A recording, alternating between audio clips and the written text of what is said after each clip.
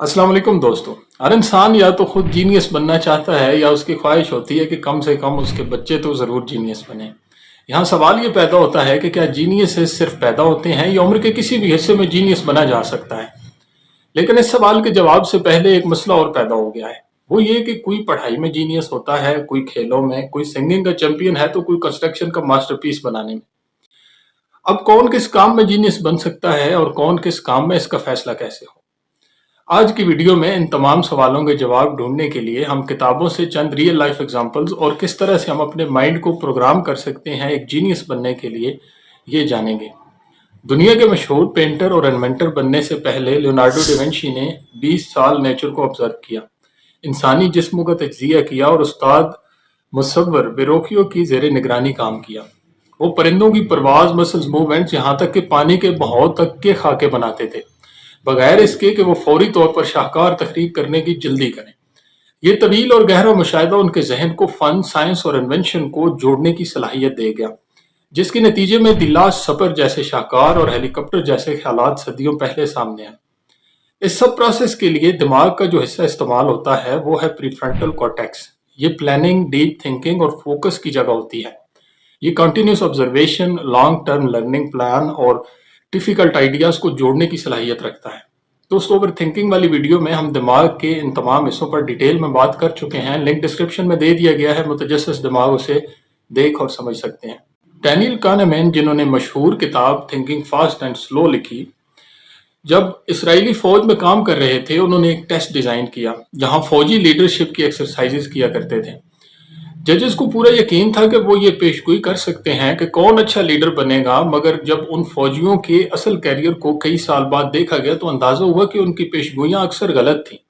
कानमैन ने डिस्कवर किया कि उनका फौरी सोचने वाला दिमाग यानी इंट्यूशन पुरएतमाद तो था, मगर रियलिटी में बहुत वीक था। यह जाहिर करता है कि हमारा जहन हमें धोखा दे सकता है। दोस्तों, अमिगडाला दिमाग का वो हिस्सा है जो इमरजेंसी इमोशनल सिनेरियो में एक्टिव हो जाता है। इसके कॉमन रिस्पॉन्सेज फाइट, फ्लाइट या फ्रीज होते हैं, लेकिन अमिगडाला के लिए गए डिसीजंस अक्सर इमोशन बेस्ड और गलत होते हैं। मगर यहीं प्रीफ्रंटल कॉर्टेक्स हमें स्लो करके केयरफुल डिसीजन मेकिंग की सलाहियत देता है, बशर्ते कि हमने उसे प्रॉब्लम सॉल्विंग और सेल्फ रिफ्लेक्शन के जरिए ट्रेन किया हो। कार्ल जंग, जिन्होंने सिगमंड फ्राइड से अलग होकर अपनी नफ्सियाती थ्योरी तश्कील दी, अपने वक्त के सबसे कंट्रोवर्शियल और क्रिएटिव माइंड्स में शुमार होते थे। जब वो फ्राइड से नजरियाती इख्तलाफ के बाद शदीद जहनी दबाव और उलझन में मुब्तला हुए तो उन्होंने महसूस किया कि उन्हें गहरी सोच और रूहानी सुकून की जरूरत है। इसीलिए उन्होंने झील ज्यूरिख के किनारे बोलिंगन में एक कदीम तर्ज का पथरीला मीनार तामीर किया। ये जगह न सिर्फ अकेलापन बल्कि जहनी आज़ादी की अलामत भी थी। यहाँ वो रोज लकड़ियां काटते, अपने हाथों से तामीर करते, अलामती पत्थर तराशते और अपने रोजमर्रा ख्यालात लिखते। यही वो जगह थी जहाँ उन्होंने इंसानी इज्तमाई लाशऊर और आर्किटाइप्स जैसी गहरी फिलॉसफीज पर गौर किया और लिखा। डिफॉल्ट मोड नेटवर्क (DMN) दिमाग का वो नेटवर्क जो डीप थिंकिंग, क्रिएटिविटी और सेल्फ रिफ्लेक्शन में मददगार होता है। हमारे बिलीव्स, हमारे अकायद और नजरियात के पीछे भी यही नेटवर्क कार फरमा होता है, जबकि हिपोकैम्पस वो जगह होती है जहां मेमोरीज और नॉलेज को जोड़ने का काम होता है। तन्हाई में गहरी सोच से दिमाग की क्रिएटिव और फिलोसॉफिकल एबिलिटीज उभरती हैं। डिफॉल्ट मोड नेटवर्क तन्हाई में एक्टिव होता है और हिपोकैम्पस उसके नतीजे में उभरने वाली मेमोरीज और पहले से मौजूद नॉलेज को इस्तेमाल करके बेमिसाल क्रिएटिविटी को जन्म देता है। ब्राजील के गरीब मोहल्लों, जिन्हें फेवलास कहा जाता है, उनमें बच्चे फिट्स बॉल खेलते हैं, फुटबॉल का एक वर्जन जो छोटे सख्त मैदान में और भारी गेंद के साथ खेला जाता है। क्योंकि जगह तंग होती है और गेंद काबू में रखना मुश्किल, ये बच्चे नाकाबिले यकीन ball control, quick decision making करने की सलाहियत और क्रिएटिव अंदाज सीख लेते हैं, उन बच्चों से कहीं ज्यादा जो बड़े मैदानों में तरबियत लेते हैं। इसलिए ब्राजील मुसलसल पेले, रोनाल्डिनो और नेमार जैसे लेजेंड्स पैदा करता रहा है। बेसल गांग्लिया दिमाग का वो हिस्सा है जो ऑटोमेटिक एक्सरसाइज की एक्सपर्टीज को बनाने में मदद करता है और हैबिट्स, बॉडी सिंक्रोनाइजेशन और स्पीड को कंट्रोल करने में जो हिस्सा मददगार साबित होता है उसे बोलते हैं सेरेबलम।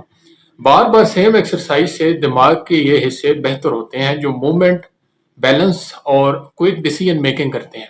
इसीलिए छोटे मैदान, हार्ड एक्सरसाइज और डीप प्रैक्टिस के माहौल से आलमी मेयार की महारत पैदा होती है। थॉमस जेफरसन, जो अमेरिका के बानियों में शामिल थे, उन्होंने अपने वक्त की सबसे बड़ी जाती लाइब्रेरी बनाई, 6000 से जायद किताबें। मगर वो सिर्फ पढ़ते नहीं थे, वो किताबों से बाकायदा बातें करते थे। نوٹس لیتے، حوالہ جات دیتے اور خیالات پر بحث کرتے۔ لرننگ کی مہارت نے انہیں ڈکلریشن آف انڈیپینڈنس لکھنے اور امریکی کانسٹیٹیوشن کی تشکیل میں فکری گہرائی دی۔ یہاں ہپوکیمپس اور پری فرنٹل کارٹیکس دونوں کی ایکسرسائز سے ہم مائنڈ کو ٹرین کر سکتے ہیں تاکہ ہم صرف کتابوں کو پڑھنے کی بجائے ان سے زیادہ فائدہ حاصل کر سکیں۔ ہپوکیمپس اولڈ میموریز کے لیے استعمال ہوتا ہے اور پری فرنٹل کارٹیکس ان میموریز کا نئے نالج سے کنیکشن جوڑ کر کریٹیوٹی کو بڑھاتا ہے۔ ذہین لوگ صرف پڑھتے نہیں، وہ کتابوں سے سوال کرتے ہیں اور انہیں مکمل جذب کرتے ہیں۔ راجر فیڈرر نے بچپن میں کئی کھیل کھیلے، فٹ بال، بیڈمنٹن، باسکٹ بال اور بعد میں ٹینس میں مہارت حاصل کی۔ اس وسیع تجربے نے ان کے اندر ہم آہنگی، حکمت عملی اور تخلیقی کھیل کا انداز پیدا کیا، جس نے انہیں تاریخ کے عظیم ترین ٹینس کھلاڑیوں میں شامل کر دیا۔ مختلف تجربات زندگی میں بعد میں کریٹو اور ورسٹائل ذہانت پیدا کرتے ہیں۔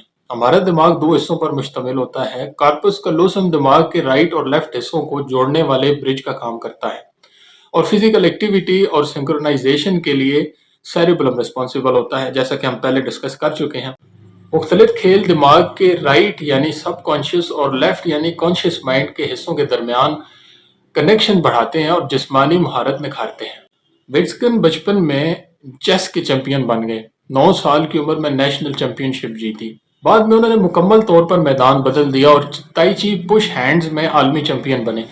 دو بالکل الگ میدانوں میں کامیابی کی وجہ یہی تھی کہ انہوں نے دونوں میدانوں میں ایک جیسی سیکھنے کی ٹیکنیکس اپنائیں: بنیادی باتوں پر گہری توجہ، کنسسٹنسی اور ناکامی کو قبول کرنا۔ بیسل گینگلیا جو آٹومیٹک ایکسپرٹیز کے لیے ریسپانسبل ہے، اور انٹیریئر سنگولیٹ کارٹیکس جو غلطیوں کی پہچان اور ایموشنل کنٹرول کا ذمہ دار ہے، ان کی مدد سے بار بار بیسک ایکسرسائزز ناکامی سے سیکھنے اور ایموشنل انٹیلیجنس کو امپروو کرنے کے لیے استعمال کیا جا سکتا ہے۔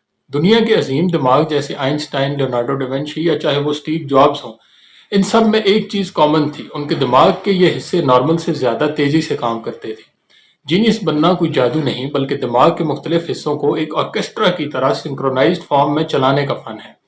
ہر دماغی حصہ جیسے ایک ساز اور اپنا الگ نغمہ رکھتا ہو، مگر جب سب ایک دھن میں بجتے ہیں تب ہی اصل نغمہ نبوغ پیدا ہوتا ہے۔ صرف روزمرہ زندگی میں کچھ معمولی تبدیلیاں لا کر، مثلاً صبح مائنڈ پزلز، دوپہر میں پلاننگ، شام کو کوئی کتاب اور رات کو خاموشی میں خود سے بات، یہ سادہ مگر کانشیس ہیبٹس دماغ کے ہر حصے کو حرکت میں لاتی ہیں۔ یاد رکھیں، جینیس پیدا نہیں ہوتے، وہ خود کو روز تھوڑا تھوڑا بہتر بنا کر بنتے ہیں۔ آپ کا دماغ ایک حیرت انگیز آلہ ہے، بس اسے صحیح دھن میں بجانا سیکھیں اور وہ دھن دنیا کو حیران کر دے گی۔ مجھے دعاؤں میں یاد رکھیے گا۔ ملتے ہیں اگلی ویڈیو میں ایک نئی کتابی بات کے ساتھ، تب تک سیکھیں، پڑھیں اور آگے بڑھیں۔ شکریہ۔